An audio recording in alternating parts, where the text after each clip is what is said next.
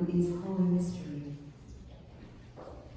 You bring the wonder of yourself to a world that is full of beauty and crying with need, and you are blessed as this blessed world receives you, moving in the goodness of the Holy Spirit. Make a joyful noise, all the earth.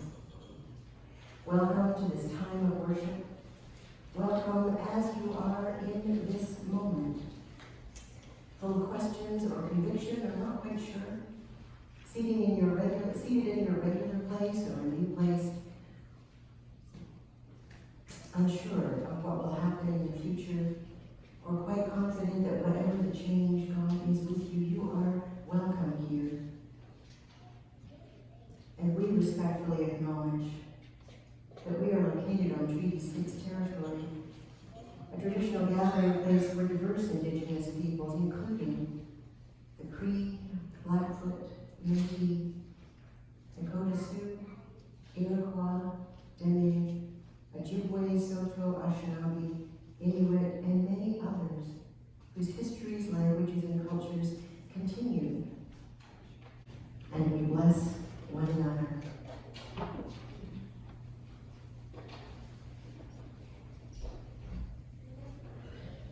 Once there was someone who said such amazing things and did such amazing things that people often asked him, "Who are you?" And sometimes he said, "I am the light."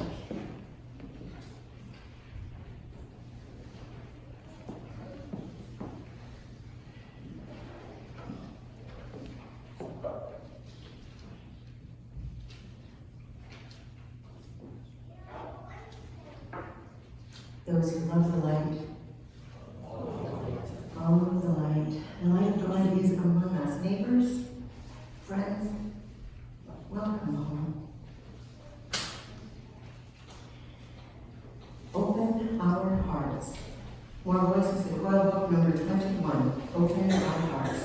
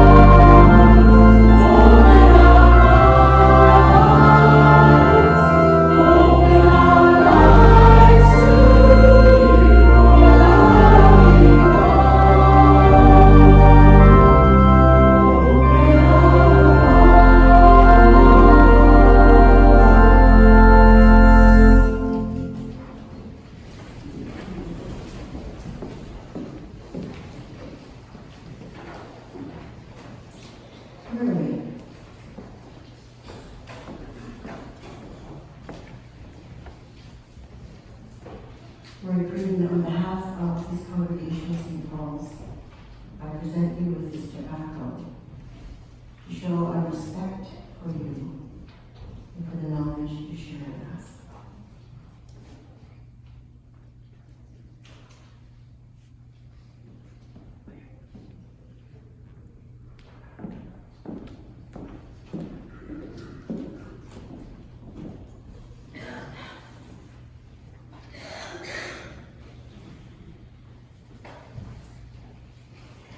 R.W. and I are pretty much over the moon to introduce Murray to you. We've known him in a variety of ways for a few years. Murray is a student of theology at the Vancouver School of Theology, and he is also working through the Sande Saulteaux Spiritual Center for Native Ministries in Beausejour, Manitoba. Murray is Cree from Goodfish Lake and Saddle First Nations. Murray studied theater at University of Alberta and received a theater performance diploma from Cayano College in Fort McMurray and an undergrad BFA from the University of Lethbridge. He's incorporating his creative talents to help invest the leadership with the arts and Indigenous storytelling to bridge a spiritual unification in our communities and in our society. Murray Pruden is the recipient of the 2019-2020 Chancellor's Scholar at the Vancouver School of Theology. It is the largest award offered to date by VST, and it's established to assist 2 final-year students who have demonstrated great promise for ministry to complete their studies in a timely manner with minimal debt, so that they can be out in the community providing congregational leadership. RW and Murray have been part of a variety of events together over the years, and Murray and I have been together at several events, and I have always appreciated his leadership, his grace, and his wisdom. We're very glad that he's with us this morning. Welcome.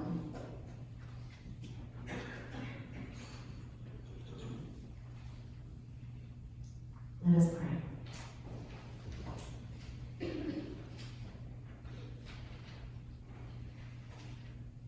Holy One, you are the source of all we are. You bring us the strength and the courage for the living of our lives and for our calling in your world. To you we are grateful for the talents that we bring, the friendship we share, and the word that we receive. Holy word, sifted through generations of faithful and wondering people, with open hearts, with open minds, with open souls. We gather here and we ask you to bless this time of worship. We ask you to continue to bring us guidance and friendship.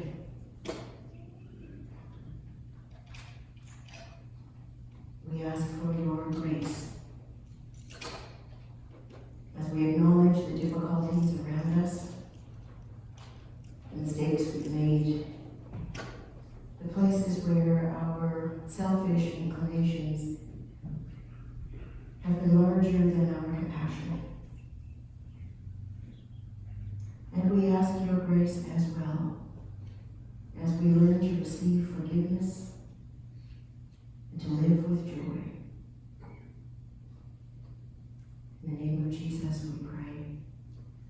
Our Father, who art in heaven, hallowed be thy name. Thy kingdom come, thy will be done on earth as it is in heaven.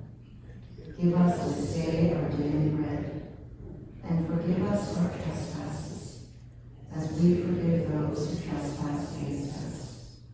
Lead us not into temptation, but deliver us from evil. Thine is the kingdom, power, and the glory forever and ever. Amen.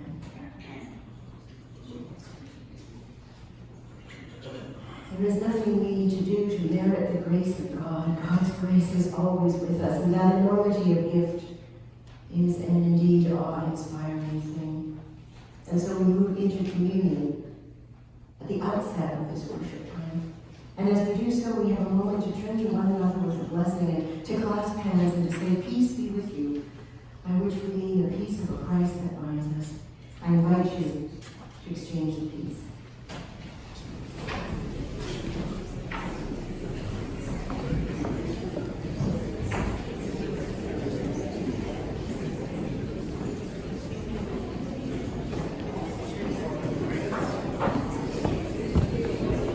Peace be with you, my friend. Peace be with you. Peace be with you. Peace be with you. Peace be with you. Thank you. Peace be with you. Yeah. Peace be with you. Peace knows who it is.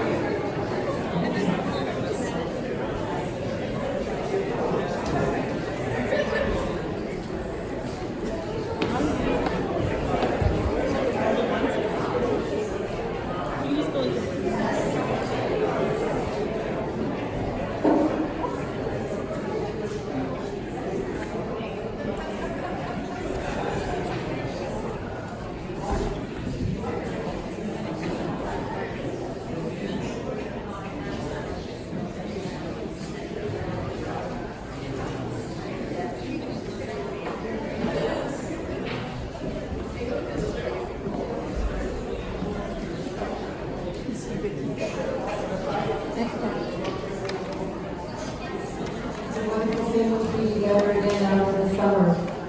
It's a wonderful thing to be again together after the summer. I get the servers to come forward, please.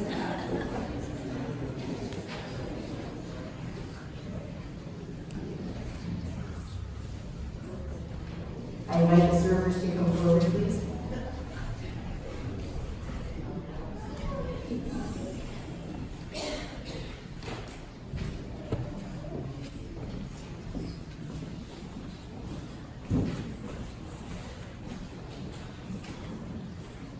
The words to hear, oh my Lord, I see you face to face at the mountain.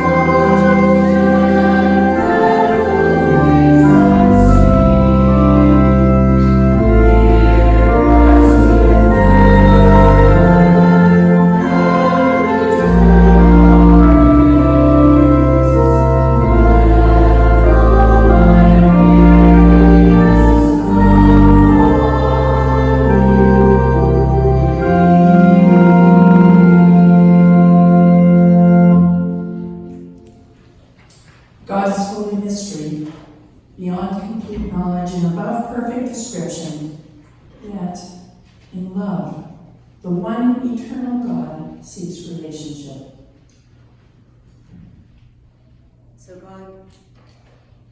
So God creates the universe and with it the possibility of being and relating. God tends the universe, mending the broken and reconciling the estranged. God enlivens the universe, guiding all things toward harmony with their source. Grateful for God's loving action, we cannot keep from sinning. Holy, holy God.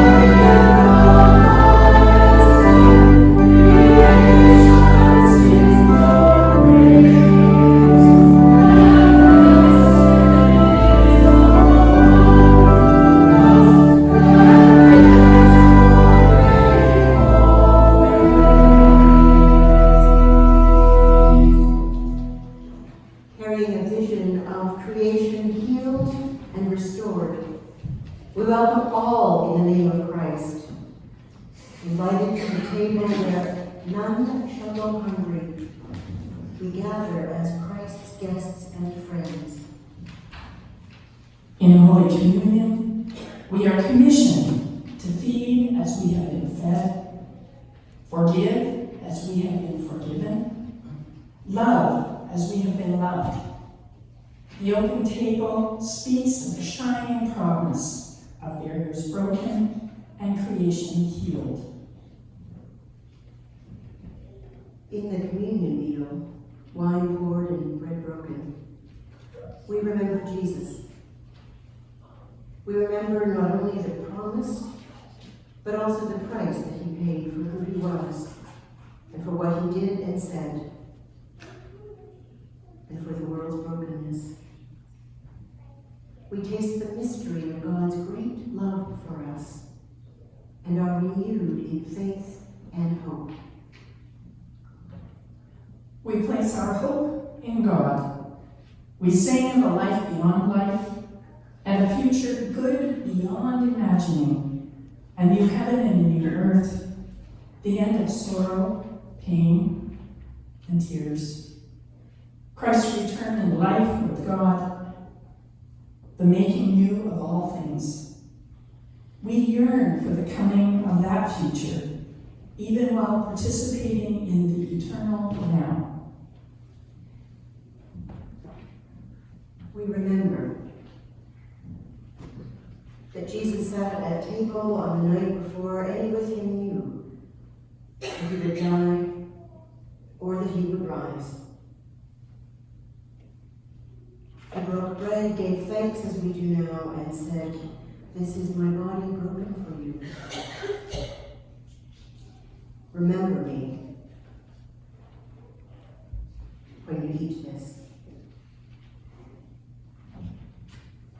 And after the meal, he filled the cup. He gave thanks as we give thanks now, and said, "This is the new covenant. Remember me when you drink."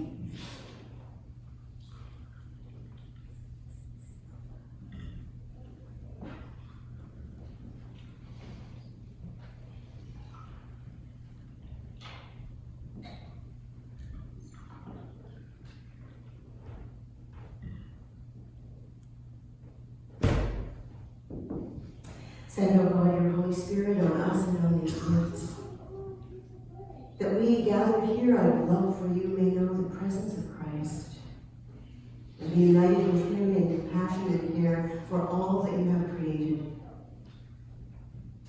Through Christ, with Christ, and in Christ, in the unity of the Holy Spirit. All glory is yours, God, our Creator and Provider, now and forever.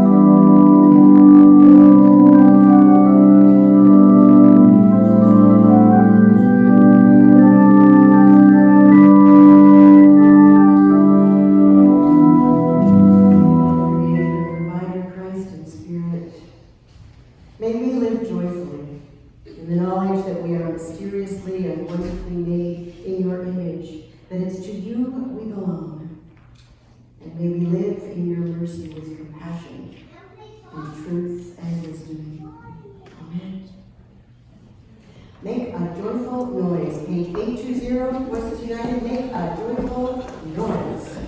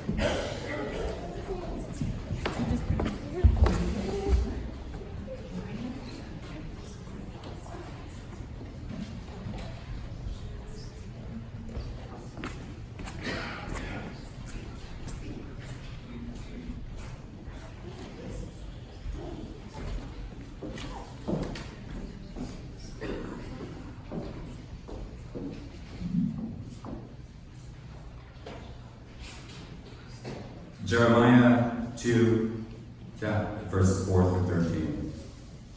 Hear the word of the Lord, O house of Jacob, and all the families of the house of Israel. Thus saith the Lord, what wrong did your ancestors find in me, that they went far from me, and went after worthless things and became worthless themselves? Did they not say, where is the Lord who brought us up from the land of Egypt, who led us into the wilderness, in a land of deserts and pits, in a land of drought and deep darkness, in a land that no one passes through, where no one lives?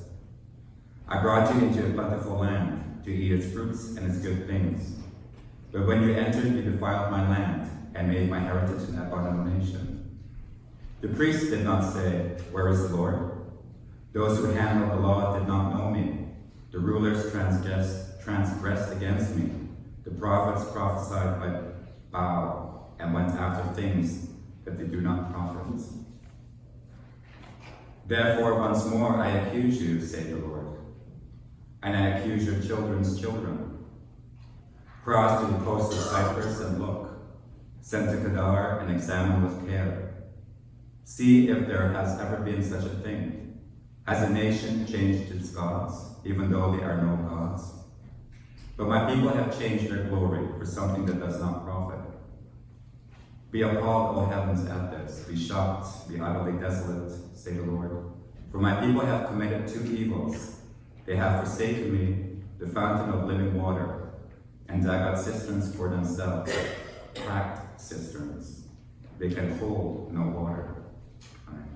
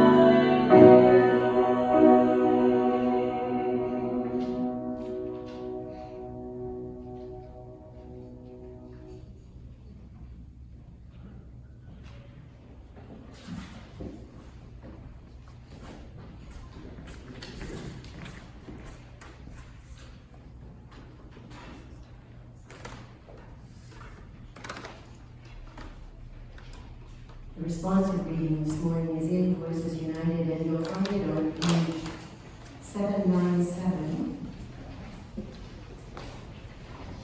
797.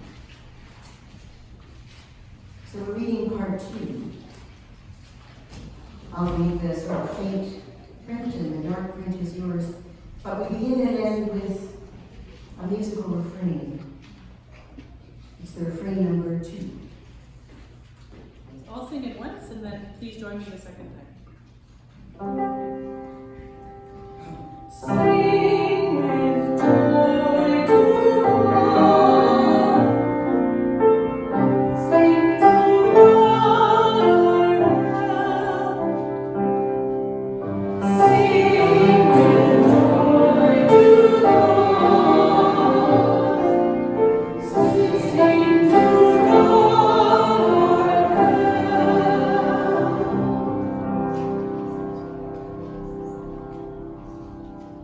It is I who am God, who brought you Out of the land of Egypt.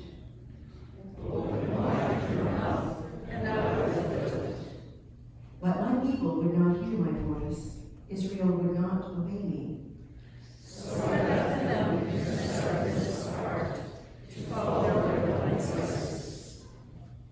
Oh, that my people would listen to me, that Israel would follow my paths.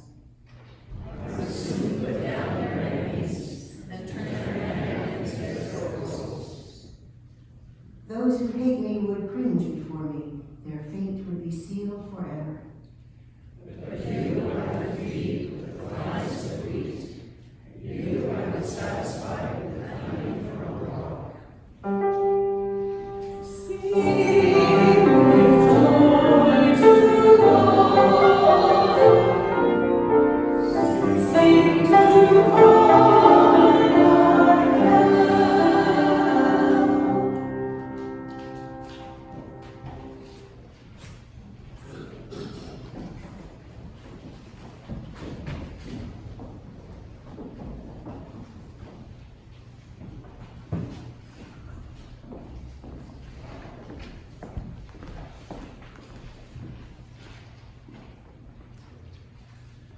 New Testament reading from Luke 14, verses 1 and 7 to 14. On one occasion, when Jesus was going to the house of a leader of the Pharisees to eat a meal on the Sabbath, they were watching him closely. When he noticed how the guests chose the places of honor, he told them a parable. When you are invited by someone to a wedding banquet, do not sit at the place of honor, in case someone more distinguished than you has been invited by your host. And a host who invited both of you may come and say to you, give this person your place. And then in disgrace you would start to take the lowest place. But when you are invited, go and sit down at the lowest place, so that when your host comes, he may say to you, friend, move up higher. Then you will be honored in the presence of all who sit at the table with you. For all who exalt themselves will be humbled, and those who humble themselves will be exalted. He said also to the one who had invited him, when you give a luncheon or a dinner, do not invite your friends, or your brothers, or your relatives, or your rich neighbors, in case they may invite you in return, and you would be repaid. But when you give a banquet, invite the poor, the crippled, the lame, and the blind, and you will be blessed, because they cannot repay you, for you will be repaid at the resurrection of the righteous. Amen.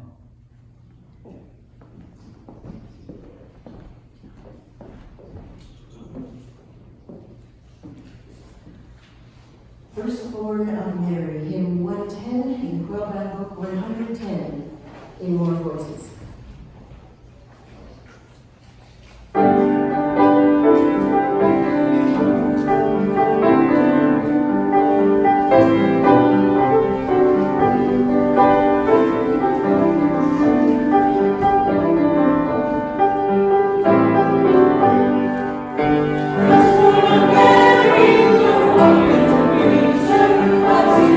Teacher,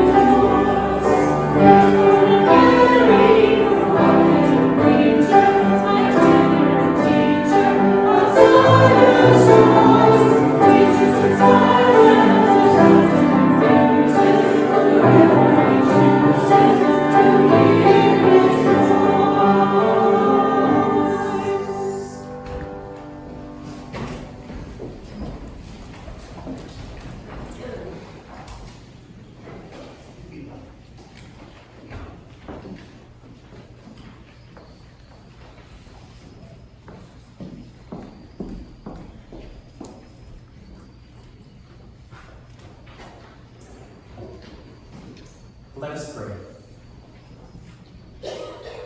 Heavenly Creator, give us your presence and grace. And may my words be your gift and grace to us, and your Holy Spirit be with us as I give this word to our fellow relations here today. And I thank you. May Jesus walk with us. In Jesus' name, amen.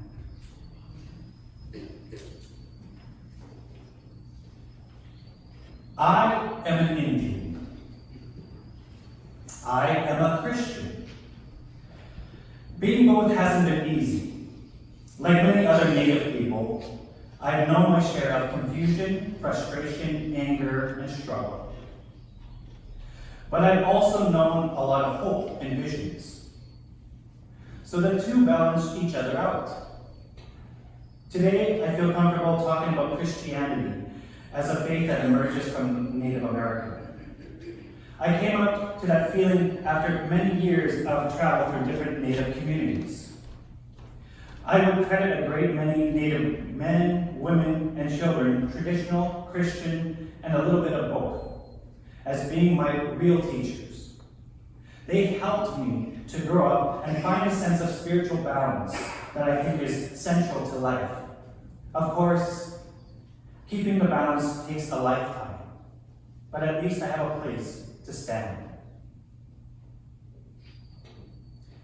The United Church of Canada and the Christian Church, in the eyes of an Indigenous person, can have such trivial an array of emotional aspects to the story and relationship between the two factors. As a free person, I have the best of both worlds to realize and acknowledge the issues, concerns, and celebrations that the church and Indigenous people have in relation to each other. The relationship has been firstly a forced endorsement of a one-sided relationship that has so much trauma and levels of abuse, physically and spiritually, affecting all Indigenous peoples here on Turtle Island.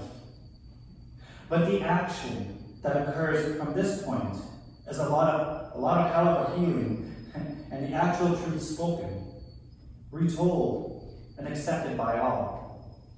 So the Spirit of God and nations and generations of Indigenous people can rest and flourish as a people once again. The end of genocide needs to occur. The true love that the church speaks of, the man we call Jesus, has to truly occur.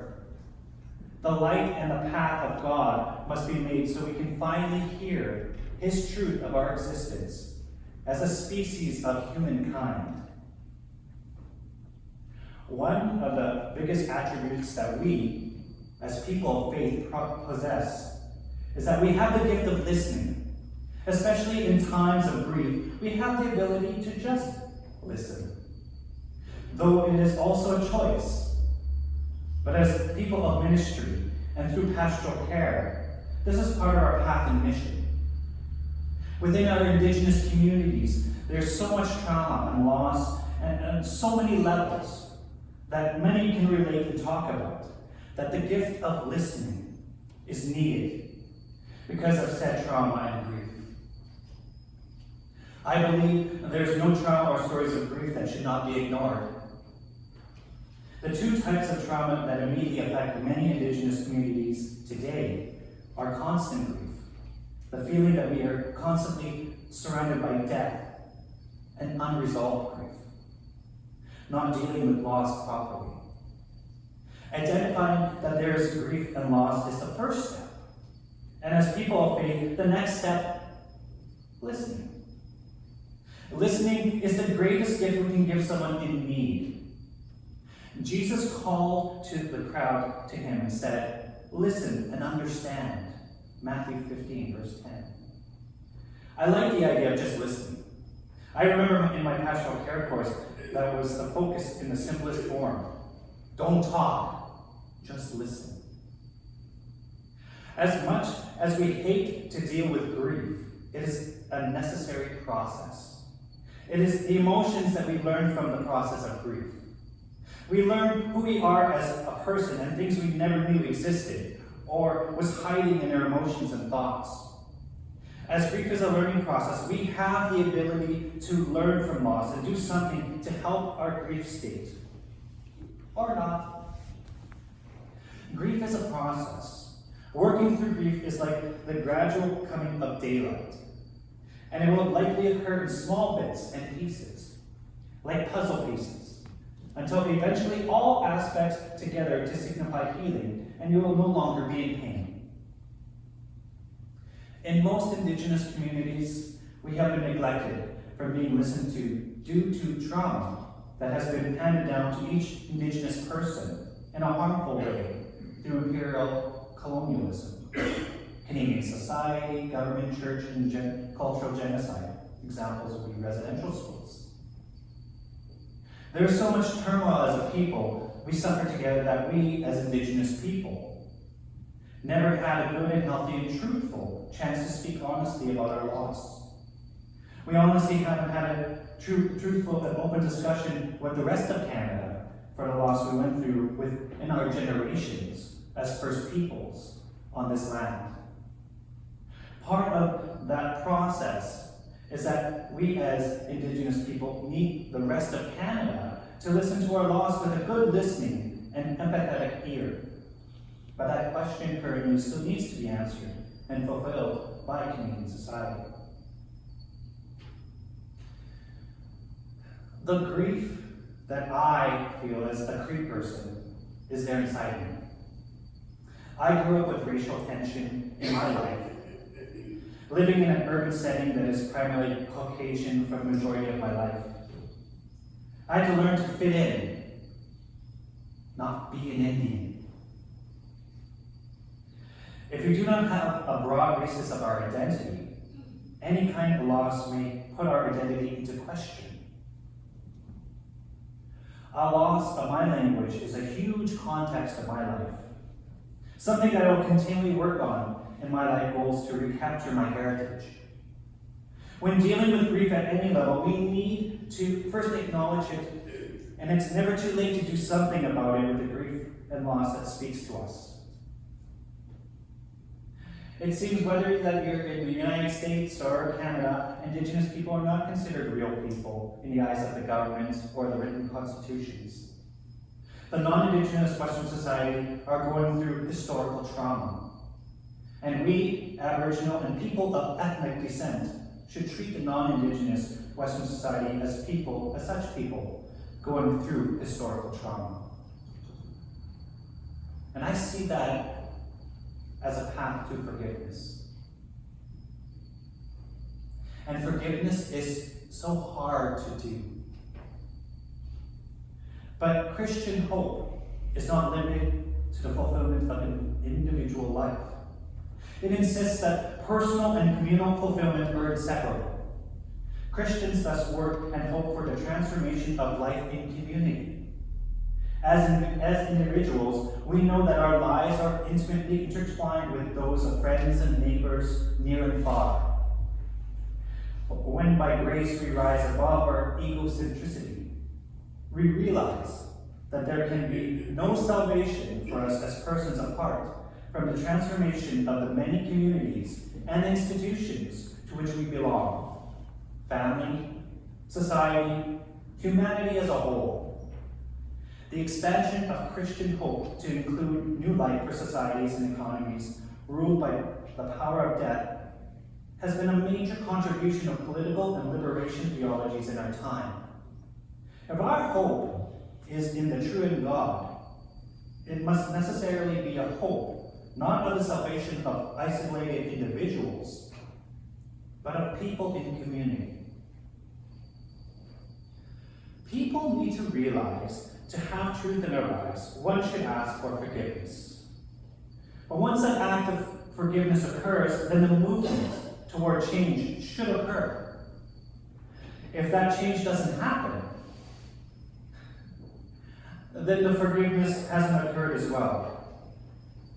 And it's a hard process because people fear positive change. As it says in the Old Testament, but with you there is forgiveness. so that we can, with reverence, serve you. Psalm 130, verse 4. We all have types of trauma and depression in our lives, or at least trauma that leads one to depression. Trauma and depression in each person's life are unique to each one of us. And since that individual pain is real in me and in you, and not you, the method of healing will be different for my well-being as to others.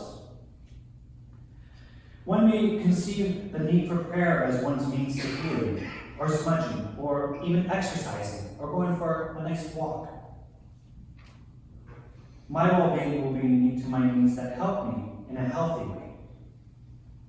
As one accepts grief, then one can start dealing with their personal depression, which leads to learning to cry, or better yet, letting go of the loss in some healthy way.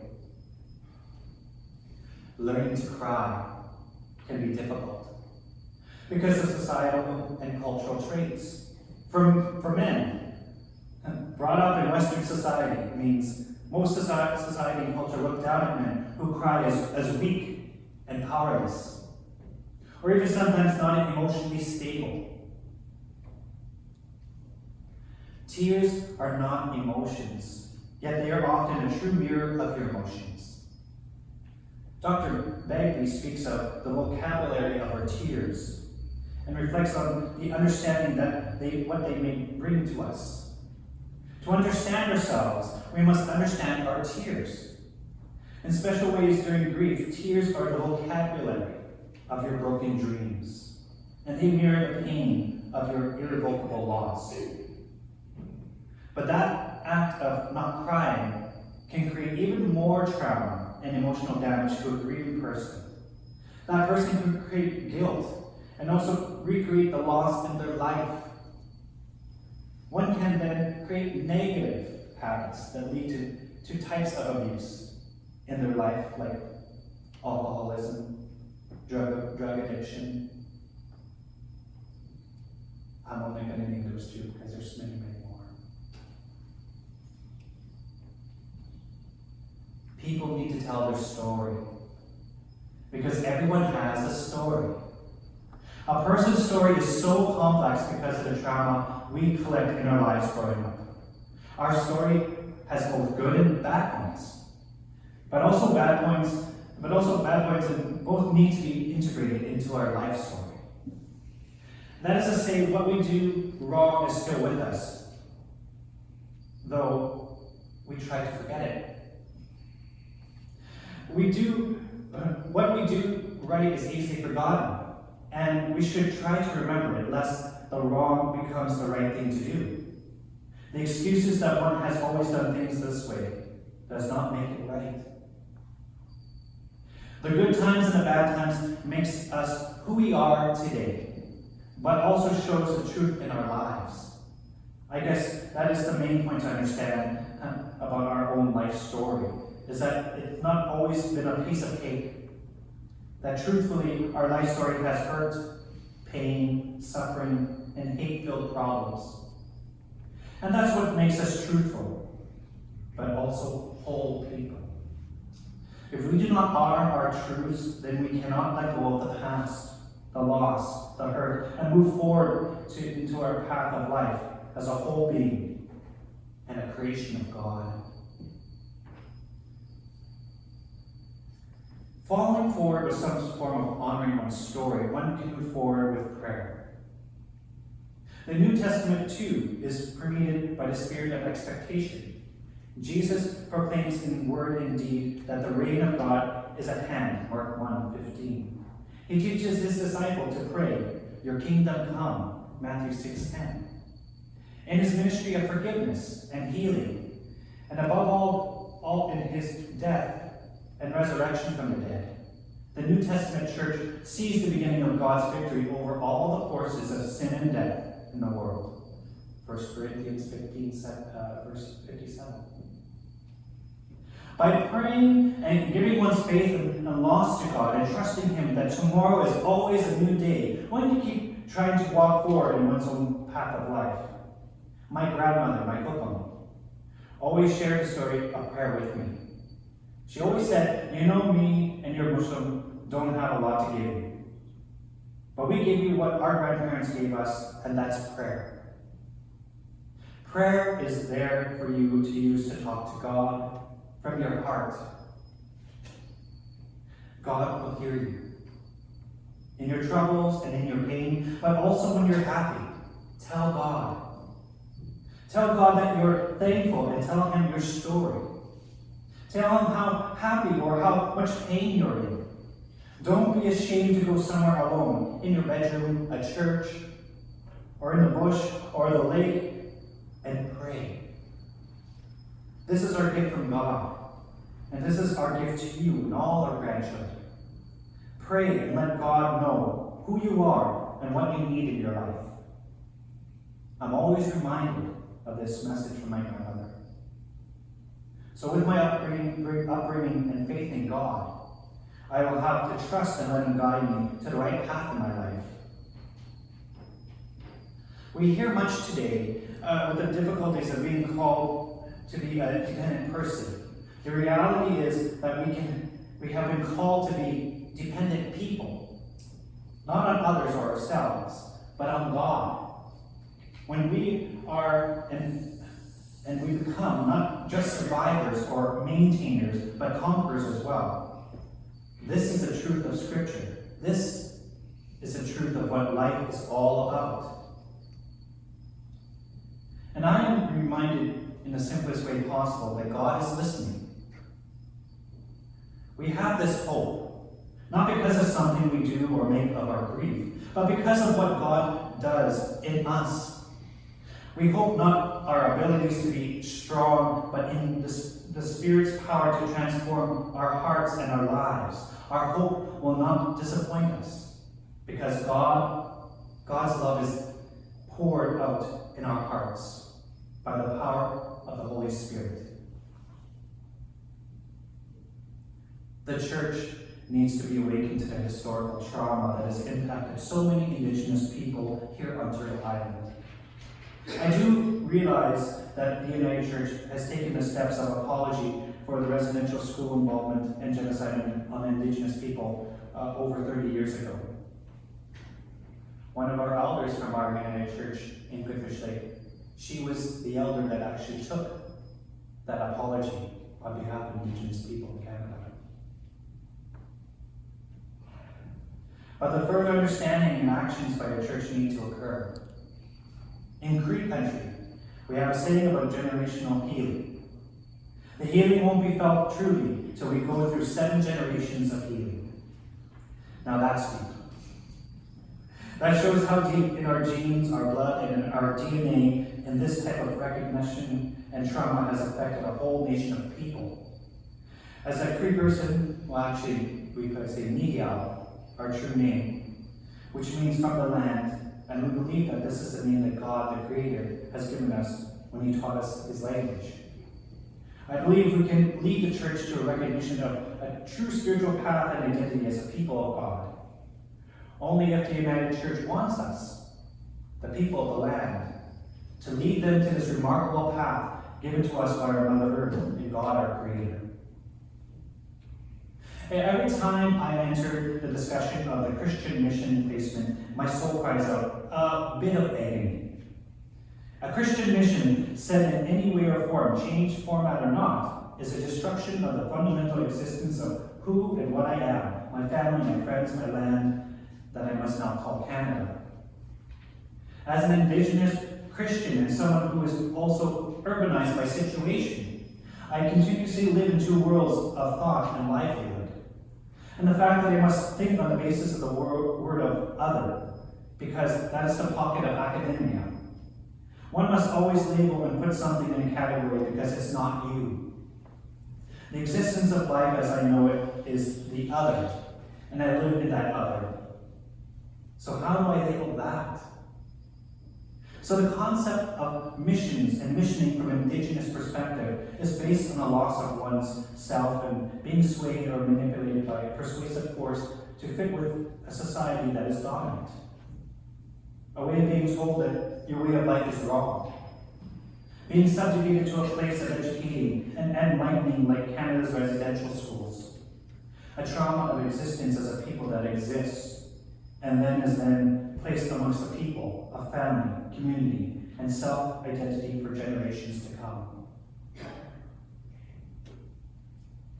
The one connection and experience with the United Church that I know that has brought living history up for my people and many Indigenous people today is a story I would like to share with you now. It brings to light a tradition of both worlds that are apparent in most Indigenous today, that influence spirit and body, church and culture, and mankind as one identity as a creation of God. The story is about a recent trip I was a part with my colleagues from the San Diego Spiritual Center to the Southwest United States in October 2018. I like the words of God teach us all. One of the first sites that we as a group had the opportunity to visit was this Sandia Mountain on Pueblo territory, just outside of Albuquerque, New Mexico. And the reason why I mention this site is for a few reasons.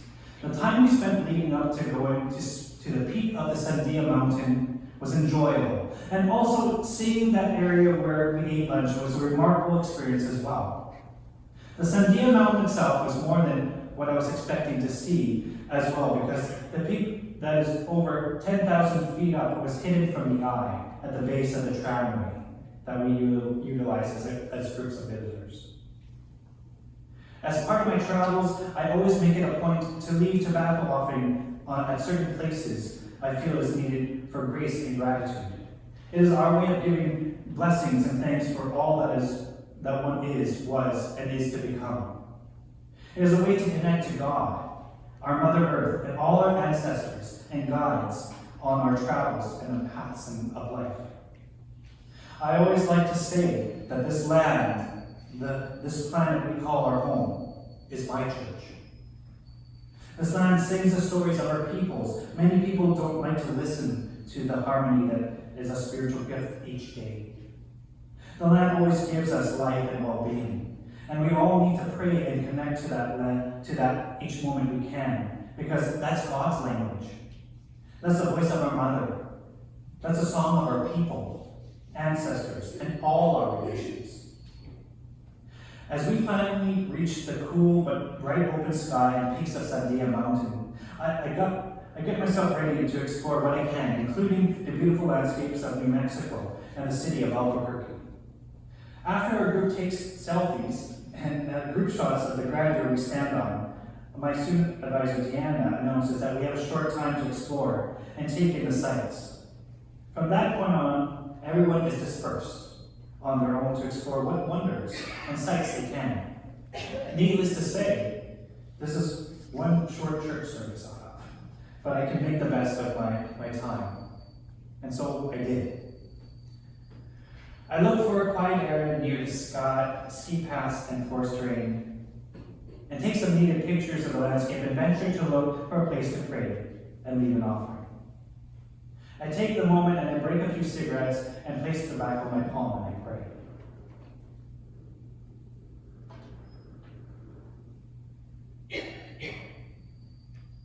My loving God, my Creator, you have brought me here with my fellow colleagues to learn and experience the wonders of this great world you created for us to live on.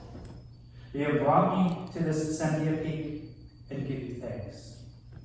This experience and our travels will be many and varied. Please, look after us and allow us to accept the journey and the many blessings that face our path home. God, I ask you to continue to bless our mother. She grants us her grace to live with her. Allow our relationships with her to continue. She's a great teacher to mankind.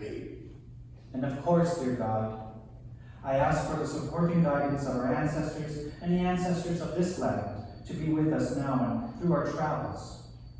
I leave this offering to you, to our mother, and to our numerous ancestors who have lived, loved, and led to be a people of the land. And as I lay this here, my spirit, my heart, are placed here as well for the respect of all your creations. Thank you, God. May Jesus walk with me and my colleagues on our path today, tomorrow, and for days to come. The light and life are with us now and forevermore. In Jesus' name, amen. And as I quietly said my thanks and prayers, I felt the quiet of the mountains. And as I looked at my watch, it was time to depart back down the tramway to the several thousand feet to the base of the tram ride. As our group departed, we saw once again the great sights of the Sandia forest terrain. But as I looked at the mountain, I noticed a great dark cloud. Not a scary cloud, just a dark and mysterious one. And as I stood there watching this remarkable cloud, I noticed the shape of it. And what happened next was a blessing that I understood immediately. The cloud shape looked like a limb of an arm coming down from the sky.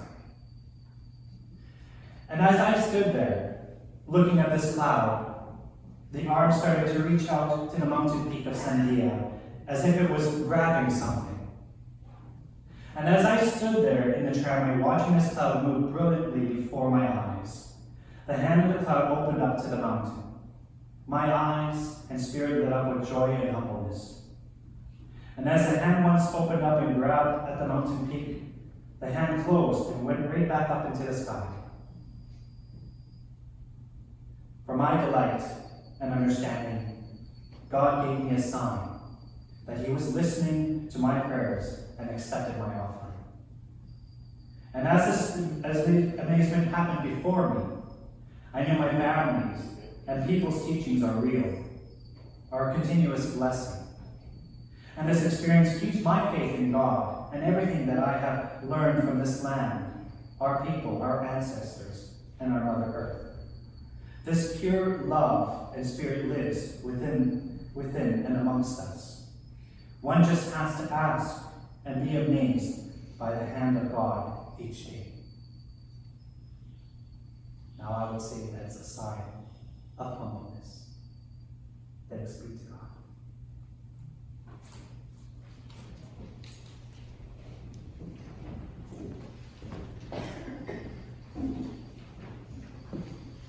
Spirit, open my heart.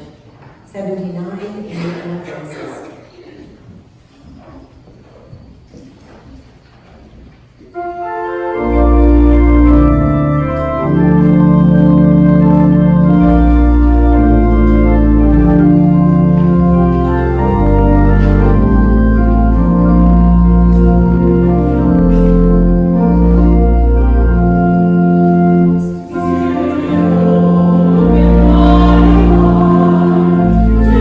joy